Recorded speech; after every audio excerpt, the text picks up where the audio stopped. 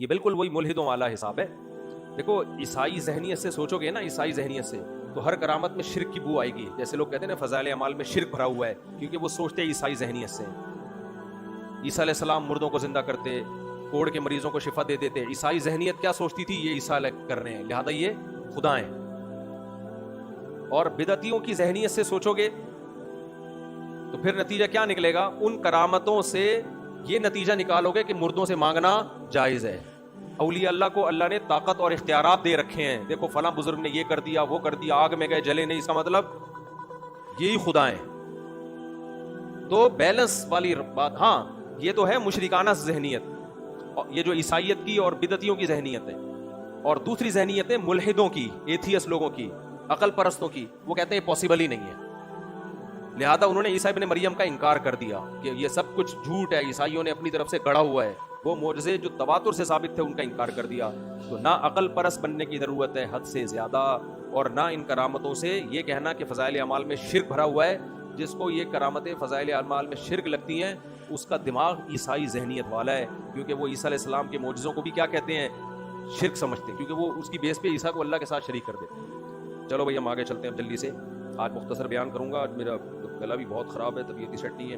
قال عفریت من الجن انا آتیک به قبل ان تقوم من مقامک. جن نے کہا میں لے آؤں گا بھائی, وانی علیہ لقوی امین, اور کہا کہ میں طاقتور بھی ہوں, لاؤں گا پورے, اور امین بھی, اس میں سے چوری بھی نہیں کروں گا, کیونکہ اتنے قیمتی ہیرے جواہرات جڑے ہوئے ہیں. کسی کو بھیج دیا آپ نے دائیں بائیں, آپ کسی کو بڑی رقم کے لیے یا کوئی گفٹ کے لیے بھیجو تو دائیں بائیں بھی چرا لیتا ہے. وہ کام میں بہت تمیز سے پورا تخت لا کے رکھوں. اللہ کہتے ہیں ایک تھے جن کے پاس کتاب کا علم تھا, انہوں نے کہا آپ کی پلک جھپکنے سے پہلے حاضر. یہ اللہ کی طرف سے ولی کے دل میں الہام ہوتا ہے کہ آپ یہ اشارہ کرتے میں یہ کام کر لوں گا, اور یہ الہام بھی بعض دفعہ اس ولی کے لیے حجت ہوتا ہے. جیسے حضرت مریم کے بارے میں, حضرت موسیٰ کی والدہ کے بارے میں قرآن میں کیا ہے؟ وَأَوْحَيْنَا إِلَىٰ أُمِّ مُوسَىٰ نَرْضِي, ہم نے موسیٰ کی ماں کے دل میں وحی کی کہ بچے کو دودھ پلاؤ اور صدوق کے حوالے کر دے. تو کیا موسیٰ علیہ السلام کی والدہ پیغمبر تھی؟ پیغمبر تو نہیں تھی نا. اس سے پتہ چلتا ہے بھائی اولیاء اللہ کو الہام بھی ہوتا ہے. لیکن وہی بات ہے کہ اگر آپ کو ان کے برحق ہونے کا یقین ہے تو آپ مان لو, اگر آپ کا خیال ہے کہ یہ ثقہ نہیں ہے تو نہیں مانو, کافر نہیں ہوگے آپ اس سے. پیغمبر کی وحی کا انکار کرنے سے کافر ہو جاؤ گے, سمجھتے ہو؟ تو اب موسیٰ علیہ السلام کی والدہ کو جب وحی ہوئی, یہ وحی ان کے لیے حجت تھی.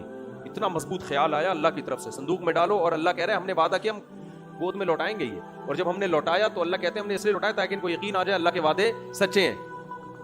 تو اب اگر ہم قرآن میں یہ نہ پڑھتے اور حضرت موسیٰ علیہ السلام کی والدہ ہمیں آ کے بتاتی کہ میرے ساتھ ایسا ہوا, تو اگر آپ کو ان کی والدہ کے برحق ہونے کا یقین ہوتا تو آپ کہتے ایسا ہوا ہوگا, آپ جھوٹ نہیں بولتی, جھوٹ نہیں بول سکتے. اور اگر آپ کو ان کے برحق ہونے کا یقین نہ ہوتا تو آپ کہتے ان کی تو باتوں میں شرک بھرا ہوا ہے. ان کی باتوں میں کیا بھرا ہوا ہے؟ شرک بھرا ہوا ہے. مشرکانہ باتیں کرتی ہیں کہ ان کو بھی الہام ہو رہا ہے, یہ تو ختم نبوت کی ممکن ہے, اس طرح کی باتیں کرتے آپ. تو قرآن جب بیان کر رہا ہے تو پھر تو یقین ہے, قرآن بیان نہیں کر رہا تو پھر ہم کہیں گے بھائی ہمیں اگر اس کے سچے ہونے کا یقین ہے تو مان لیں گے, یقین نہیں ہے تو رد کر دیں گے. لیکن اس کو یہ کہنا شرک ہے, یہ نہیں ہے, اس شرک اس کو نہیں کہتے.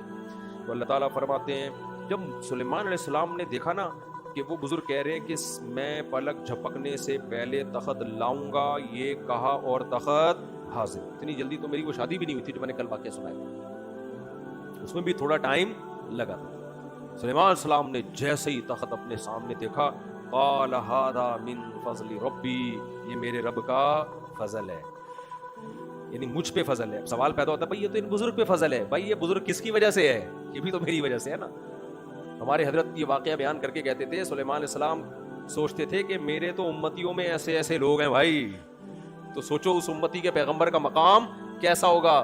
تو اس سے پتہ چلتا ہے اس امت میں بزرگوں کی جتنی کرامتیں بیان کی جائیں جو مستند ذریعے سے ہوں, اس سے فضیلت محمد صلی اللہ علیہ وسلم کی ثابت ہوتی ہے, صحابہ کرام کی فضیلت ثابت ہوتی ہے کہ صحابہ اور نبی کو فالو کرنے والوں کی کیسی شان ہے کہ اللہ ان کے ہاتھ پہ کیسے کیسے واقعات صادر کر دیتا ہے. اور یہ کہتے ہیں کہ اس سے نبی کی توہین ہو رہی ہے کہ نبی کے ہاتھ پہ تو یہ معجزہ ہوا نہیں اور ان کے بزرگوں کے ہاتھ پہ ہو گیا. تو نہ ان کا کم بختوں کو قرآن آتا ہے, نہ حدیث آتی ہے, نہ فقہ آتا ہے, چند اردو کتابیں پڑھ کے پھینکتے رہتے ہیں پھر بیٹھ کے چینل.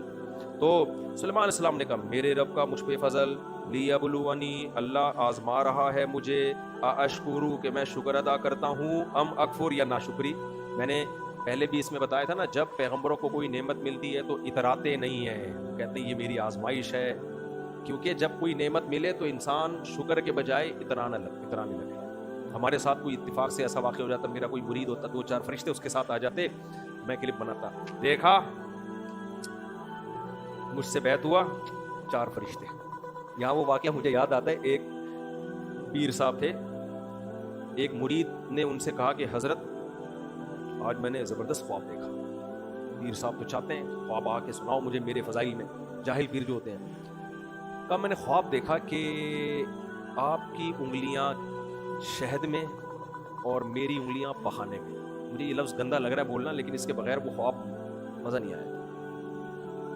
پیر صاحب نے کہا یہی تو فرق ہے پیر میں اور مرید میں, تیری انگلیاں گندگی میں اور میری شہد میں. بیٹا یہی ہے, یہی میں سمجھانا چاہ رہا ہوں, پیر کا احترام کرو. اس نے کہا حضور ابھی خواب مکمل نہیں. خواب ابھی مکمل. اس نے کہا بول جلدی سنا. کہہ رہے میں نے آگے دیکھا کہ آپ کی انگلیاں میں چاٹ رہا ہوں, میری انگلیاں آپ چاٹ رہے ہیں. یہ جاہل پیروں کا یہ حساب ہوتا ہے. تو جب کوئی نعمت ملتی ہے نا تو جاہل پیر کیا کرتے ہیں, اتراتے ہیں, بتاؤ لوگوں کو بتاؤ, بلاؤ یار دیکھیے کیا ہے میرے بارے میں, کیا ہے کیا ہے. تو سلیمان علیہ السلام نے جب اتنی بڑی نعمت دیکھی یار, سیکنڈوں میں, بلکہ سیکنڈ بھی نہیں, سیکنڈ سے بھی کم میں وہ حاضر. تو فوراً کہنے لگے یہ اللہ کا فضل ہے, اللہ چاہتا ہے, دیکھنا چاہتا ہے, مجھے آزما رہا ہے کہ میں اس کا شکر گزار بنتا ہوں یا نا شکرا. پھر کہنے لگے وَمَن يَشْكُرْ وَمَن شَكَرَ فَإِنَّمَا يَشْكُرُ لِنَفْسِهِ, جو شکر کرتا ہے اپنا ہی فائدہ ہوتا ہے اس کو. یعنی اپنے آپ کو تنبیہ کر رہے ہیں, انسان کو پتہ چلتا ہے اپنے لیے بھی نصیحت کی ضرورت ہے اس کو. وَمَن كَفَرَ فَإِنَّ رَبِّي غَنِيٌّ كَرِيمٌ, اور جو ناشکری کرے میرے رب کو اس کوئی پرواہ نہیں ہے, وہ مستغنی ہے, اسے ضرورت نہیں ہے. پھر سلیمان علیہ السلام نے کہا ایسا کرو, بالکل وہی ڈیزائن کا تخت ہوگا, وہ تو آگ دیکھتے ہی پہچان جائے گی, ہم تھوڑا سا اس کو سرپرائز دینا چاہتے ہیں, کیونکہ یہ پاسبل ہی نہیں ہے نا اتنی جلدی تخت آ جائے. دیکھو یہ بھی دعوت تبلیغ کا ایک طریقہ ہے یا نہیں ہے, کیسا ٹیکنیکل طریقہ. تو اس سے پتہ چلتا ہے تبلیغ کا کوئی صرف ایک طریقہ متعین نہیں ہے. جس وقت آپ کو جو طریقہ کسی کو دین پہ لانے کے لیے سوٹیبل لگ رہا ہو وہ طریقہ آپ اختیار کریں. سلیمان علیہ السلام کو یہ طریقہ اختیار کیا کہ تخت اٹھا کے لیا, اس پہ بھرم آئے, بھرم, صحیح ہے نا, بھرم میں آ جائے گی وہ, بھائی یہ کیا ہے, یہ کیسے معجزے ظاہر ہو رہے ہیں. تو سلیمان علیہ السلام نے کہا بھائی اس تخت کی سیٹنگ تھوڑی سی چینج کر دو, بالکل وہی نہ ہو, تھوڑا سا کنفیوز ہو. تو پھر ہم دیکھنا چاہتے ہیں کہ وہ اس تخت کو پہچانتی ہے یا نہیں پہچانتی, کیونکہ پہلے زمانے میں یہ تو نہیں تھا کہ آئی فون سے تصویر کھینچ کے بھیجی اور انہوں نے فوراً اسی جیسا بنا لیا. کوئی بندہ پہلے وہاں سے چلے گا, اس کا ڈیزائن بتائے گا, ایسا ڈیزائن ہے, اتنے انچ تخت چوڑا لمبا, اور اس میں یہ ہیرے جواہرات اور یہ یاقوت اور مرجان اس ڈیزائن میں. ایسے کاپی کرنا ناممکن تھا اسی اسٹائل کا. تو اس لیے تھوڑے سے نٹ بولٹ جو ہے نا تخت کے دائیں بائیں کروا. فلما جاءت ملکہ سبا جب آئی قیل اہکذا عرشک, اس سے کہا گیا تمہارا تخت اسی طرح کا ہے. قالت کانہ ہو, کنفیوز ہو, مجھے لگ رہا ہے یہ بالکل وہی ہے. لیکن اب ظاہر ہے وہ ہو بھی نہیں سکتا کہ اتنی جلدی کہاں سے آ گیا, ہم سے پہلے تخت کیسے پہنچ گیا. لیکن یہ معجزے آج ہمارے یہاں ہو رہے ہیں, دلہن سے پہلے جہیز پہنچ جاتا ہے. داماد ایسے بغیرت مارکیٹ میں آ رہے ہیں, کہہ رہے ہیں دلہن بعد میں بھیجنا, جہیز پہلے. انہوں نے بھی جنات رکھے ہوئے ہوتے ہیں جو پہلے سے جہیز اٹھا کے لیا. اچھا خیر. فلما جاءت قیل اہکذا عرشک, کیا تمہارا تخت بھی اس طرح, اس نے کہا ایسے ہی لگ رہا ہے. وَأُوتِينَا الْعِلْمَ مِنْ قَبْلِهَا, اور کہنے لگی ہمیں پہلے سے آپ کے بارے میں معلومات تھی کہ آپ کے پاس بڑی ترقی ہے, تو اسی ٹائپ کا کچھ بنایا ہے بھائی, آپ بنا سکتے ہو آپ. تو قیل لها ادخل السرح, اس سے کہا گیا اس فرش پہ داخل ہو. تو محل تھا نا جس کا فرش تھا شیشے کا اور اتنا خوبصورت. وہاں بھی کسی نے مولانا حضرت سلیمان علیہ السلام کو یہ نہیں کہا کہ آپ نے اتنا عالی شان محل جس کا تخت بھی ایسا لگژری کو, جس کا فرش ایسا اتنا خوبصورت فرش تھا, ایسا لگ رہا تھا پانی کی لہریں ہیں. ملکہ سبا سے کہا کہ جاؤ. تو کشفت عن ساقیہا, اس نے کہا یہ تو تالاب ہے, پانی ہے. تو اپنے پائنچے اوپر کر لیے. قال انہ صرح ممرد من قواریر, بتانے والے نے یا سلیمان علیہ السلام نے بتایا یہ پانی نہیں ہے. آپ کو ایکچولی لگ رہا ہے کہ یہ کیا ہے, یہ پانی لگ رہا ہے, حقیقت میں یہ پانی نہیں ہے. ایک وہ دور تھا بنی اسرائیل کا جب فرعون ظلم کر رہا تھا ان کے اوپر, اور اللہ نے ارادہ کیا تھا اس قوم کو دنیا کا امام بناؤ. کیسا امام بنایا, کیسا عالی شان محل بنایا. تو بھائی پھر تو کہنے لگی قال ربی انی ظلمت, اتنے معجزے دیکھ لیے تھے نا اس نے. فوراً ایمان لے آئی کہ یہ میرا دین برحق ہو ہی نہیں سکتا. ربی انی ظلمت نفسی، اے اللہ میں نے آج تک اپنی جان پہ ظلم کیا. وَأَسْلَمْتُ مَعَ سُلَيْمَانَ لِلَّهِ رَبِّ الْعَالَمِينَ، میں سلیمان کے ساتھ اس اللہ پہ ایمان لے آئی جو تمام جہانوں کا پالنے والا. آج سے سورج کی عبادت بند. دیکھو ہم نے کتنے واقعات پڑھے نا پیغمبروں کے. کوئی ایک قوم اب تک دیکھی جو انسان کی بچی بنی ہو؟ سارے اوٹ پٹانگ. اور یہاں ایک فرد نہیں، پوری ملکہ اپنی قوم سمیت پوری ریاست اسلام میں داخل ہو رہی ہے. اس سے پتہ چلتا ہے کہ وہ قوم بڑی اسٹیبل تھی. تبھی تو قرآن نے کہا نا کہ ہدہد نے آ کے کہا کہ اتنے ذہین لوگ ہیں اور بے وقوفی کا کام کر رہے ہیں.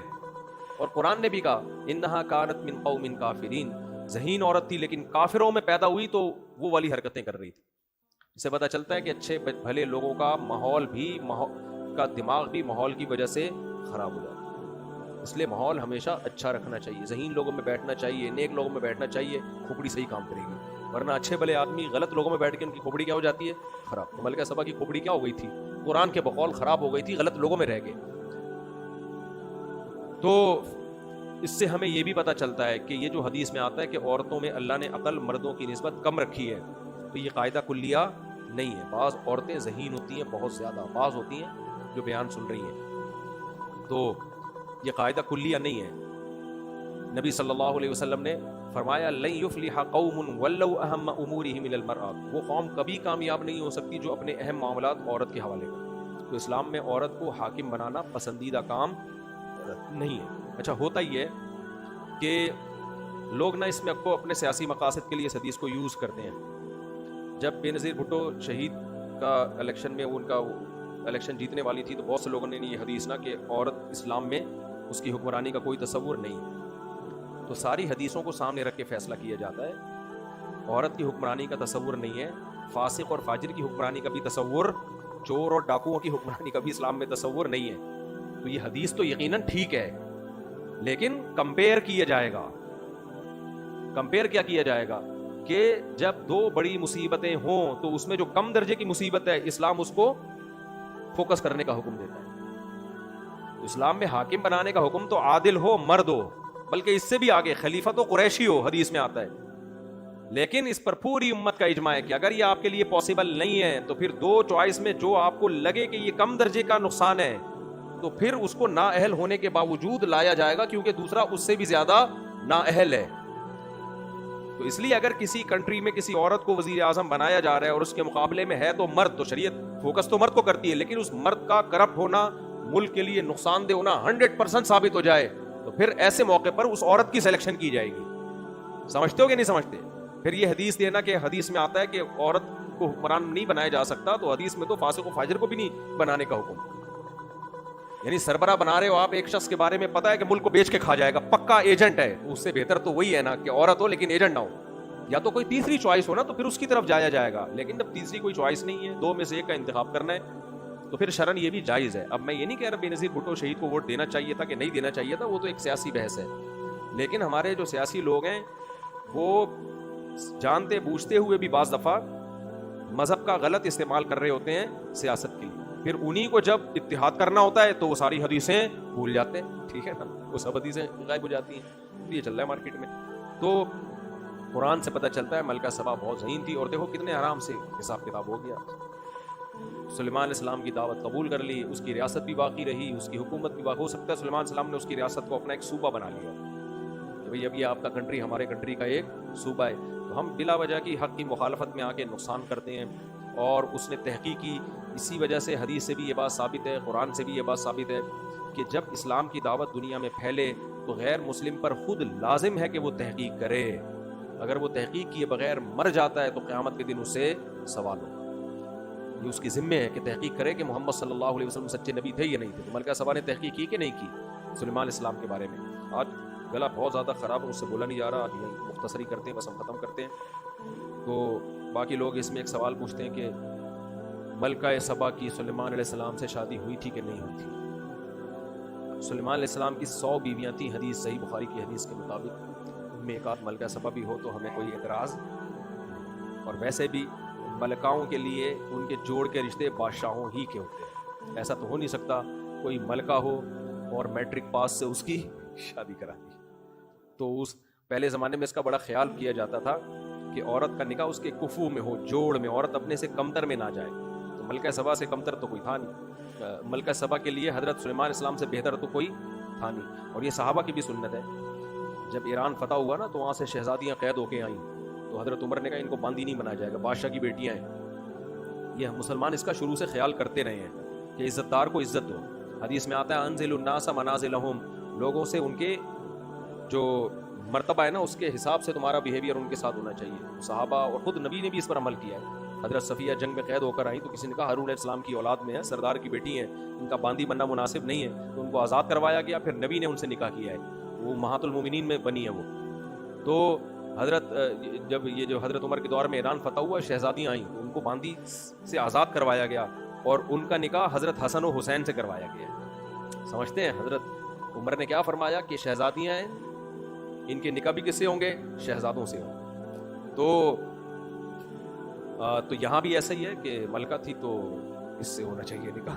سلیمان علیہ السلام نے کیا ہوگا, میری رائے ہے, باقی آخرت میں ان سے پوچھ لیں گے کس سے کیا تھا نکاح.